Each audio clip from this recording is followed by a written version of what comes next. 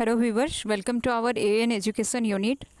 आज हम आपका पेडागोजी और इवैल्यूएशन पार्ट जो है उसी से आज हम कुछ क्वेश्चंस को डिस्कस करेंगे। आपका ये टेस्ट कंस्ट्रक्शन से सारा क्वेश्चंस रहेगा।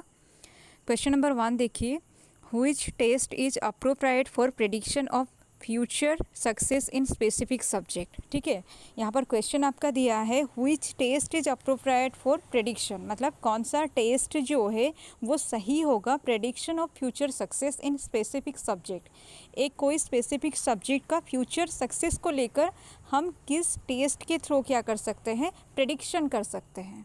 यहाँ पर क्वेश्चन में आपका which test is appropriate for prediction of future success in specific subject. तो इसके लिए अगर आप ऑप्शंस देखिएगा, diagnostic test, achievement test, prognostic test, तो इनमें से आपको चूज़ करना है कि कौन सा ऑप्शन सही है।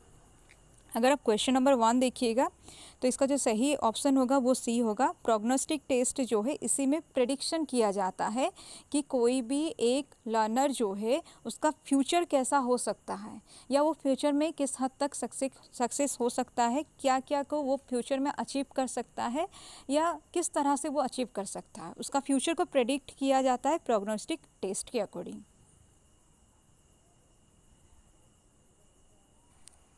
Question number 2, recognition type of questions are also known as. तो recognition type of questions are also known as जो क्वेश्चन है आपका, सबसे पहले तो देखिए आपका जो अचीवमेंट टेस्ट होता है वो दो तरह से होता है, एक रिटिन में होता है और एक ओरल में होता है। और रिटिन टेस्ट जो है उसका 2 टाइप्स बताया गया है, एक आपका ऑब्जेक्टिव और दूसरा है ऐसे टाइप।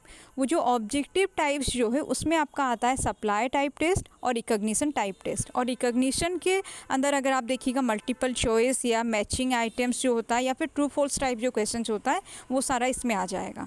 तो यहाँ पर आपका क्वेश्चन है recognition type of questions are also known as free response type, selection type and fixed response type, only fixed response type.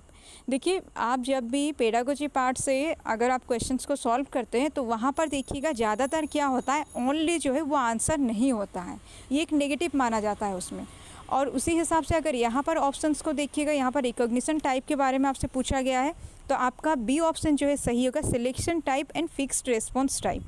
क्योंकि सिलेक्शन टाइप और फिक्स्ड रेस्पॉन्स टाइप जो है ये आपका रिकॉग्निशन टाइप जो है किस किस में आता है, इसके अंदर कौन कौन सा आता है, मल्टीपल चॉइस आता है या मैचिंग आइटम्स आ सकता है, ट्रू फॉल्स आ सकता है। तो इसलिए यहाँ पर ये जो ऑप्शन जो है बी ऑप्शन सही होगा, सिलेक्शन टाइप या फिक्स्ड रेस्पॉन्स टाइप होगा। यहाँ पर फिक्स होता है आंसर। आप आंसर्स को जैसे कि अगर आपको मान लीजिए शॉर्ट आंसर अगर आपको लिखना है तो वहाँ पर हम आंसर्स को बनाकर लिखते हैं, उस समय हम जब लिखते हैं आंसर्स को तो डिफरेंसेस थोड़ा बहुत हो सकता है, लेकिन इसमें थोड़ा भी डिफरेंसेस नहीं होगा। यहाँ पर आपका सिलेक्शन टाइप होगा, फिक्स्ड रेस्पॉन्स होगा। तो recognition type of questions are also known as selection type and fixed response type. 2 का बी ऑप्शन जो है सही है।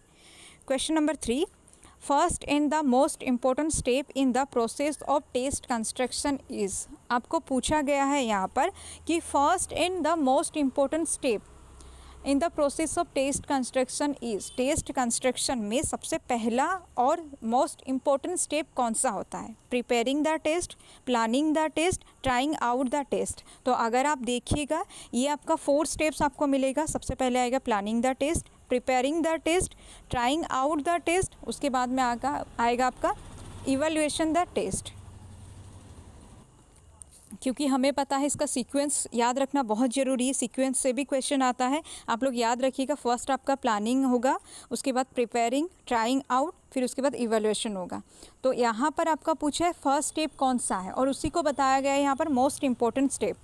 तो अगर आप देखते हैं आपका बी ऑप्शन सही होगा, first and the most important step in the process of test construction is planning the test. ठीक है, 3 का बी ऑप्शन जो है सही है। Question number 4, preparing instruction for the test is most important task in. देखिए यहाँ पर बोला गया है preparing instruction for the test. Questions को जब भी आप लोग सॉल्व करते हैं सबसे पहले तो आपको क्वेश्चंस को पढ़कर ये समझना होगा कि इसका रिक्वायरमेंट क्या है, यहाँ पर पूछा क्या गया है। यहाँ जो क्वेश्चन है यहाँ दिया है preparing instruction for the test is most important task in. जो हम प्रिपेयर करते हैं इंस्ट्रक्शन को टेस्ट का, ठीक है। जैसे कि टेस्ट का इंस्ट्रक्शन क्या होना चाहिए, जैसे कि वर्ड लिमिटेशन होता है, कौन सा क्वेश्चन का कितना मार्क्स होता है, ये सब इंस्ट्रक्शन होता है। तो ये प्रिपेयर जब हम करते हैं इंस्ट्रक्शन को एक टेस्ट का, ये कहाँ पर हम करते हैं, planning of the test, preparation of the test, evaluation of the test. हम इवेल्युएशन ऑफ द टेस्ट में करते हैं, या प्लानिंग ऑफ द टेस्ट में करते हैं, या प्रिपरेशन ऑफ द टेस्ट में करते हैं। तो 4 नंबर क्वेश्चन अगर आप देखिएगा, इसका जो सही बी यानी कि preparation of the test, preparing instruction for the test is most important task in preparation of the test.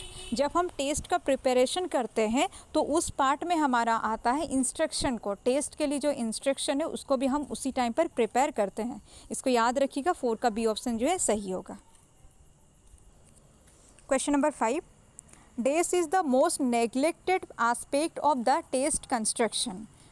यहाँ पर पूछा गया है कि ये जो 3 ऑप्शंस में से किसको सबसे ज़्यादा नेग्लेक्ट करते हैं हम टेस्ट कंस्ट्रक्शन के टाइम पर, ठीक है।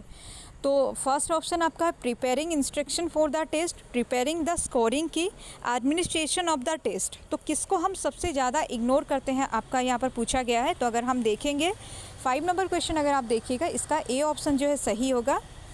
Days is the neglected aspect of the test construction जो दिया गया है, इसमें आपका 5 का ए ऑप्शन जो है वो सही है, यानी कि preparing instruction for the test. बहुत जगह पर क्या होता है कि टेस्ट लेने वाला टेस्ट मेकर जो होता है वही क्या करता है, इंस्ट्रक्शन को जो है नेग्लेक्ट करता है। इसलिए यहाँ पर 5 का ए ऑप्शन सही होगा। Preparing instruction for the test is the most neglected aspect of the test construction, 5 का ए ऑप्शन सही है। Question number 6, This enables us to determine the usability of the test in general classroom situation। तो यहाँ पर बोला गया है This enables us to determine the usability of the test in general classroom situation। तो अगर आप देखिएगा options evaluation, achievement test, understanding, 3 option दिया गया है। आप अगर 6 नंबर क्वेश्चन का देखिएगा, सही ऑप्शन जो होगा वो आपका इवैल्यूएशन होगा। इवैल्यूएशन जो है, इवैल्यूएशन के बारे में बोला गया है, evaluation enables us to determine the usability of the test in general classroom situation. ये जनरल क्लासरूम सिचुएशन के बारे में बोला गया है और इसका ए ऑप्शन जो है सही है। यही इनेबल करता है यूज़बिलिटी जो है टेस्ट का, वो मतलब क्या डिटरमाइन करता है, मतलब वो निर्धारित करता है। 6 का आपका ए ऑप्शन सही है। क्वेश्चन नंबर 7, फ्री रेस्पॉन्स और recall type items also called. देखिए यहाँ पर बोला गया फ्री रेस्पॉन्स और recall type items. Free response मतलब यहाँ रेस्पॉन्स जो है फ्री है, कोई फिक्स नहीं है, और इसको और भी क्या बोला जाता है, फ्री रेस्पॉन्स और recall type items also called recognition type, restricted, supply type और शॉर्ट आंसर टाइप। ठीक है, ये आपको बताना है ये कौन सा टाइप है। तो अगर आप 7 नंबर क्वेश्चन देखिएगा, इसका सी ऑप्शन जो है वो सही है। यहाँ पर देखिए बोला गया है आपका फ्री रेस्पॉन्स और रिकॉल टाइप। तो फ्री रेस्पॉन्स या रिकॉल टाइप अगर आप देखिएगा तो ये आपका सप्लाई टाइप और शॉर्ट आंसर टाइप हो जाएगा आपका आंसर। तो सप्लाई टाइप और शॉर्ट आंसर टाइप जो दिया गया है इसमें आपका आता है जो वन वर्ड आंसर आ सकता है, फिल इन द ब्लैंक्स आ सकता है। तो 7 नंबर क्वेश्चन अगर आप देखते हैं 7 नंबर का आपका सी ऑप्शन जो है सही है कि सप्लाई फ्री रेस्पॉन्स और रिकॉल टाइप आइटम्स जो होता है ये आपका आ जाएगा सप्लाई टाइप और शॉर्ट आंसर टाइप में आएगा। 7 का सी ऑप्शन सही है। 7 नंबर में आपका जो शॉर्ट आंसर दिया है इसमें एक वर्ड भी हो सकता है, फ्रेज भी हो सकता है, नंबर और सिंबल भी हो सकता है आंसर। यहाँ पर क्या होता है, ऑप्शंस नहीं होता है, यहाँ आपको खुद से आंसर देना रहता है। क्वेश्चन नंबर 8 देखिए, ये जो है शॉर्ट आंसर टाइप जो है ये आपका आंसर होगा। 7 का सी ऑप्शन सही है। Question number 8, blueprint is also known as. ठीक है, ब्लूप्रिंट को और क्या बोला जाता है। ठीक है, question paper, table of specifications, observation tool.